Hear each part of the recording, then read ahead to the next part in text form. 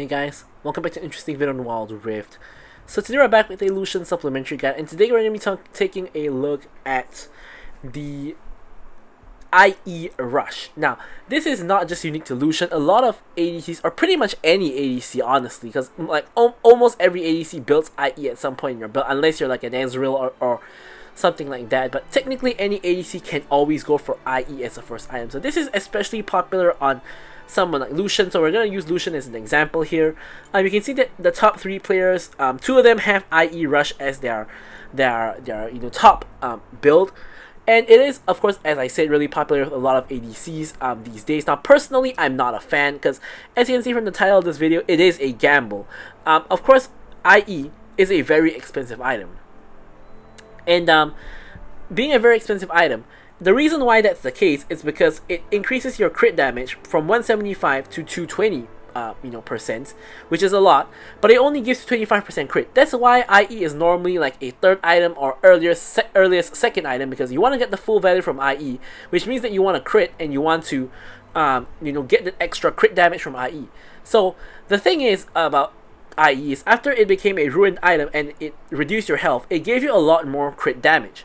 So now people are actually taking IE as a first item, because when you actually gamble successfully, in a sense that you actually get a few lucky crits, the crit damage you're going to get is kind of insane, because of the fact that it's now a ruined item and it gives you, a significant amount of extra crit damage.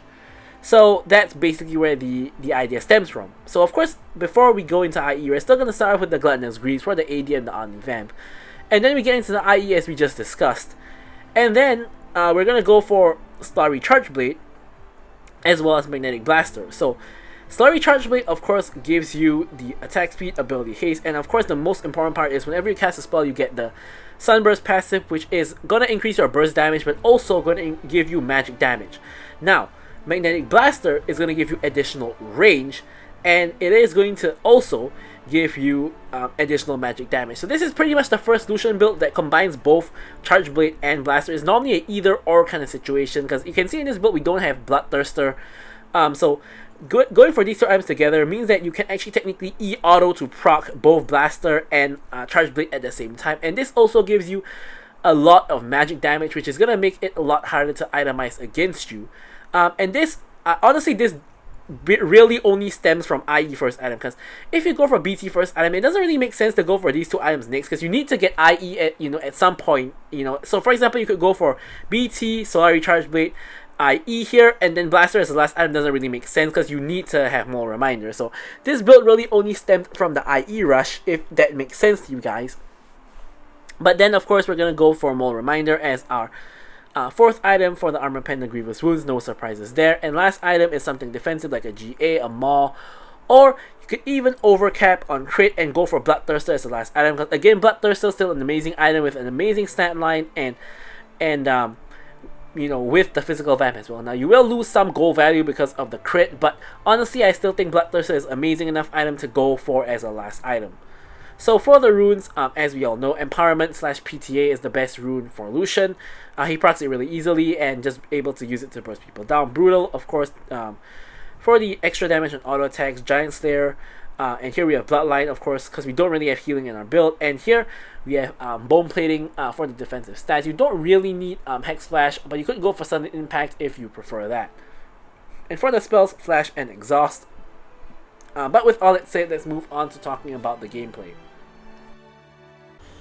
Okay, so now jumping into the gameplay. Of course, as you guys already know, like from the title, from the thumbnail, we are going to be getting a Penta at some point in this gameplay.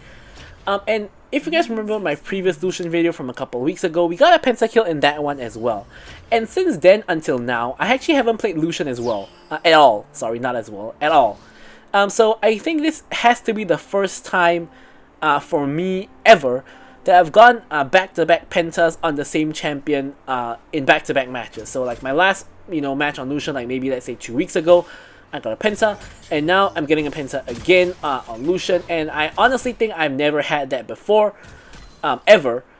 So yeah, that is pretty exciting. I honestly don't think that many people have like back-to-back pentas, on a champion, or even back-to-back pentas, in a certain match. But we're not here to talk about that. We're here to talk about our gambling build, on Lucian, and how it works. So really, kind of the build discussion really comes into play when we actually complete IE and we can see how often we crit and things like that. But honestly, I realize the problem is that you can't actually really see the crit. Anyways, I will talk about it later. Here, Pantheon comes in, gets stunned by Nami. I proc PTA on him, and he ends up just basically dying. Here, Nautilus is just solo tanking a whole minion wave. He hits level 2, so unfortunately, he gets that shield, and I flash forward to finish him off, but the shield is able to absorb my damage, and I'm not actually able to finish him off, which is a tad unfortunate. But yeah, we have the same range as Samira, so we are really just playing a game where we're trying to zone Samira off the minions, but it's not that easy because we have the same range as her. So because Nautilus and Samira are pretty low, we're actually not backing, we're actually keeping up the pressure onto them. We know Pantheon is most likely not going to come back here. He just died to us here, and he's probably going to have to go to the other side to clear his blue side jungle. So here we get a decent amount of damage onto both Nautilus as well as Samira. Nautilus is stuck on 1 HP now, and we're able to shove the wave in. Now, we could stay for the next wave as well and fight them, but you can see Nautilus backing. Samira is also going to be backing as well. So we're just going to quickly reset, complete our boots as well as grabbing our longsword and quickly run back to the lane. Now Samira, you can see she's going for Executioners as the first item, probably to counter Nami, and going for anti-heal first item on Samira is honestly pretty common among the top Samira players. Honestly, personally, I'm not sure why, because that actually delays your first item, and I really don't think that that's good, and I think only in very, very select situations like against Yuumi and Soraka might be worth it if your support doesn't go for a anti-heal item, but yeah, I'm really not sure. Right. Anyways, our red buff just expires unfortunately, but we are still trying to slowly clear the minion wave to not let our wave push too fast, and to zone them away from minions in general. Here you can see whenever they step up, they're going to be taking a little bit of poke. And yeah, our minion wave is stacking. We're basically building a slow push. You can see we're only last hitting. We're not shoving the wave in the slightest. Now this basically makes it unplayable for Nautilus and Samira, because if Nautilus goes in on us and together with Samira, they're going to be tanking a lot of minions. And just because of our minion advantage, we are basically always going to win that, especially because I'm 1 kill up on them. I'm 1k go up on Samira at this point as well. So you can see that I was trying to bait Nautilus to hook me, but he doesn't actually fall for it. He doesn't even try. So I think he probably understands the situation as well. So here you can see we have basically a double stacked wave going to crash into their tower. So we're going to take this opportunity to focus the tower and get some plates, or slash focus them and get some damage in, because the minions will focus them if they attack us. And yeah, you can see we basically have Nautilus here, and Samira does take a little bit of damage as well, but Samira actually grabs the fruit here, I believe, and does heal up a little bit. Nautilus is recalling, and now Samira is left alone on the tower. So knowing that, we're just going to focus the tower, grab a plate, maybe grab another plate, probably grab another plate here. And yeah, Pantheon is ulting in, and Nami times the bubble perfectly, so Nautilus ults straight into Nami bubble, flashes on top of me anyway. We exhaust him. He nearly gets bursted down. I try to flash to finish off the Samira, but unfortunately we did, and now Pantheon is left on 1 HP as well. Nami flashes in, kills the Pantheon, and nearly kills the Samira, but does end up dying eventually, which is really, really unfortunate. Like, it was really unfortunate that both of them were left on 1 HP and I died. Like, if I traded 1 for 1 or something like that, it wouldn't be so bad. So overall, in the grand scheme of things, both me and Nami died, but Nami did get 1 kill back, so it's not the worst possible situation in the world. And here you can see, if you want to count the long sequence of events, technically it was an even trade because Shyvana picks up a kill here, but I think that's a little bit optimistic of a view. Anyways, regardless, now we're back into the lane, clearing out the minion wave once more, and this time we're shoving in because the dragon is up, and Shyvana is obviously champion who loves dragon, because of how much passive stacks she gets. So here we're going to help her out with the dragon real quick. Shouldn't be too much of an issue, she quickly secures it. And now Nautilus here trying to clear out the ward we just put with his control ward. We actually focus him, get a good chunk on him, and then we're going to get the control ward. Losing vision of the control ward. Yeah. So here Nami gets hooked, I'm going to just dash in. trying to burst them down. Samira gets a ult off, but Nami interrupts it basically immediately, which more or less saved my life because she was pretty much dead regardless. But Samira not getting off a good ult means that I survive. Now I pick up the fruit for some mana, and I'm just going to quickly clear up this wave, and then I'm going to just quickly take a reset here. Not sure if I am going to be able to get my IE. We do! Alright, so here we finally get IE. But as I mentioned just now, I realized that you can actually see the crits in the replay too. Unlike the actual match, you can actually see when you crit. So a little bit hard for me to kind of show how valuable or not valuable IE is since we can't actually see the crit. So yeah, but basically I'm just going to give my views on IE as a first item. Well, basically, I don't like it personally because I think that it is very, very inconsistent in the sense that you can crit sometimes and you don't crit sometimes, and it's just kind of a coin flip. If you get, like, for example, 3 lucky crits in a row, you could win a fight, but in another match, you would crit 0 out of 3 times and you would lose the fight. So it really is just a coin flip kind of build where if you get lucky, you're going to snowball and you're going to get kills. If you're unlucky, you're not. So I really don't subscribe to that kind of playstyle. I like something a little bit more consistent that, you know, is not coin flip basically. So yeah. I'm probably not gonna be building this build too often. I actually honestly considered making this a like complete guide or something like that, but I mean, to be very honest, I can't really do that because I don't believe in this build, even though like majority of the Lucian top players are doing. Oh, we can actually see the crit. So here you can actually see the crit on the minion when we crit. So here you can see we actually crit like 3 times in a row there, but on the 4th one we did. So yeah, so here you can see we crit the Nautilus there on that 1 out of 3 auto attacks. But yeah, basically on average 25% crit means that 1 out of every 4 autos should be critting, you know, just based on math basically. But of course it's chance. So here we actually are able to dodge the Nautilus ult just by dashing out of the way because he ulted Nami and not me. Now the enemy team is like 4-man strong here. Nautilus flashes onto me and starts tanking the tower. I'm just exhausting him. Honestly, in panic, I didn't really need to exhaust him. Samira just jumps in like a fool, dies as well. And now I proc Yasuo's shield. Yasuo stacks up the tornado, goes in onto the Shyvana. I flash across the wind wall to try to finish off the Pantheon and the Yasuo. Unfortunately here, I run out of mana. I honestly think if I had mana here, I win against the Yasuo because I will dash out of the way of his knockup and probably kill him. But because I run out of mana, I'm not able to do so. And really the biggest problem is that I didn't realize I had no mana because I was trying to dash out of the way, but by the time I realized I didn't have mana for the dash, I already got hit. Like if I knew I had no mana, I could have just sidestepped it instead of trying to dash away. So yeah, not too hot, but overall I think it's still a pretty nice situation where the enemy team basically executed a dive poorly, and we did pick up a couple of kills, so I'm not going to complain too much about it.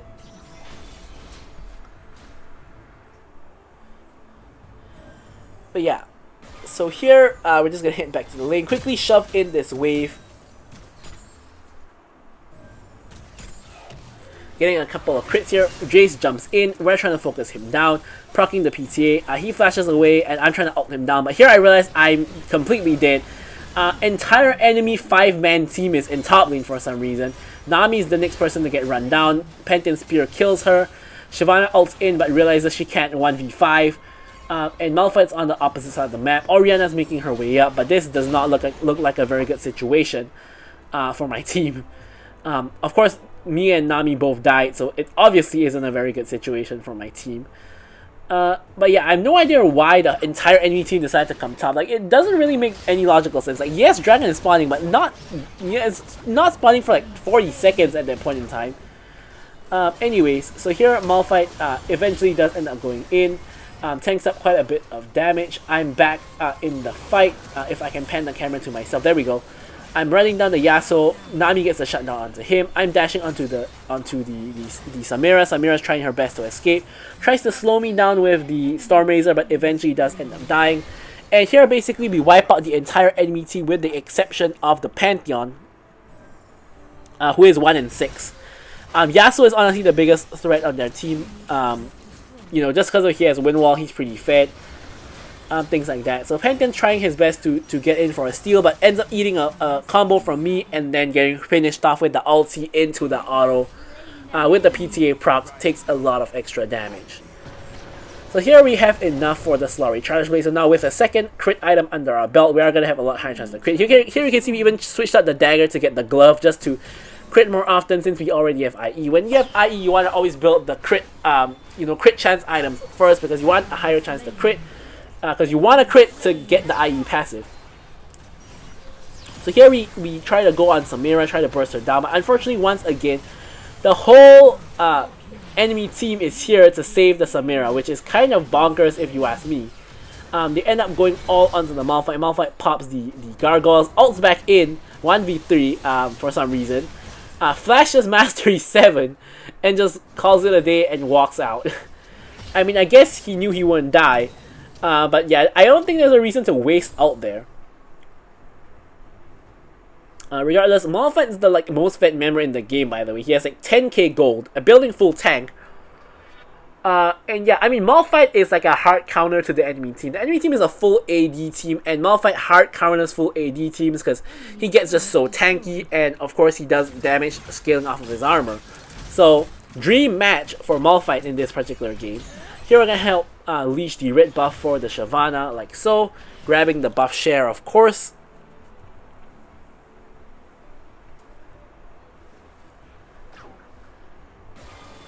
And here Baron is spawning. We're in the area in general. Malphite always seems to be the opposite of where we are for some reason. He's not really the best split pusher though. Nami ulti goes in. We secure the blue buff to deny it from the enemy team. And here we're just maintaining our distance because we don't want to dash forward and get caught by the enemy CC. They do have a lot of CC with Nautilus, point and click on Pantheon, things like that. So we're just hanging back. Speak of the devil, Pantheon is ulting in. Now I know I have my exhaust and my flash here, so I just face tank the Pantheon, exhaust him, dash behind his shield, finish him off. Trying to ult the Yasuo, but instead I just dash the wall, burst him down, picking up the triple kill. So here we get the Quadra onto the Samira, and you can see Jay's the last man standing. Flash forward, and get the penta kill here.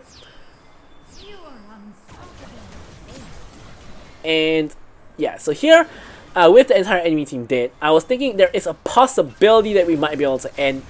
So we're going to quickly go for this inhib, and we're going to see if we can tear through the Nexus shield. So here, dashing in, just unloading onto the Nexus shield. Now I realize at this point, the Nexus shield is still up and the enemy team is all respawning, so we're not going to be able to get the end. So we now need to just run and reset. We have just gone a pentakill.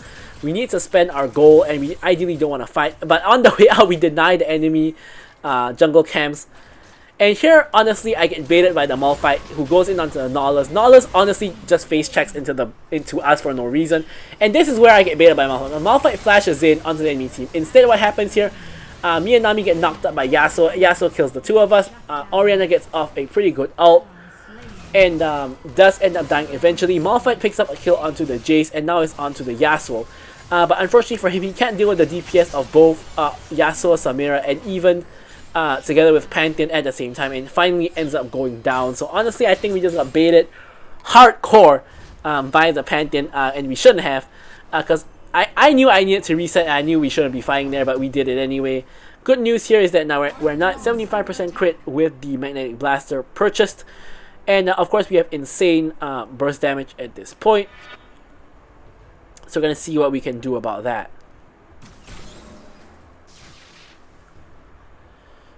So here, just checking for enemy vision inside of our base. Nothing on the sort.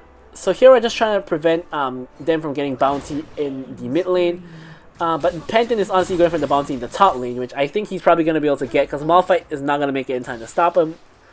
Orianna should have probably gone top lane to stop him instead of following me mid, because I was out of the base first.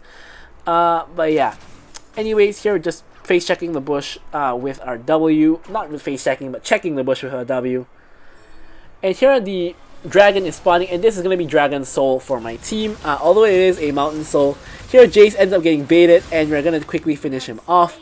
He goes down before the fight, which is a huge win for us. Enemy red buff just spawned. Pantheon is running away, so it looks like this is going to be my red buff. So I'm just going to quickly focus the red buff. Get that. Now Malphite again goes in very, very deep. Now I'm not going to get baited by him this time. So I really just want to walk away and just want to do the dragon. So I'm just going to walk away, I'm just going to do the dragon. He can do what he wants. I'm not going to get baited by him again. Pantheon ults in here trying to contest the dragon, but the dragon is still really, really high health. So Shyvana just finishes him off, and now we can go back to focusing the dragon. We pick up the dragon soul. Rest of the enemy team comes marching in for some reason. I'm just gonna put the ult down to just do some chip damage. Samira ulties in, we're able to finish her off, dashing away from the Yasuo. Exhausting. We didn't even exhaust him actually, because he didn't actually even wasn't even able to damage us. So we finished them off. Only Jace is left alive, and of course we have a huge wave stacking in the bot lane, about to crash in. And here we can push in the mid lane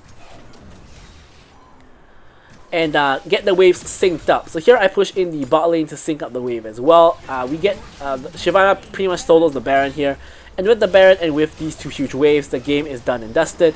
I somehow take no damage from that Jace EQ. I'm not sure how, but anyways, there we have it. I'm gonna leave you guys with the stats as usual. Thank you guys so much for watching the video, and goodbye.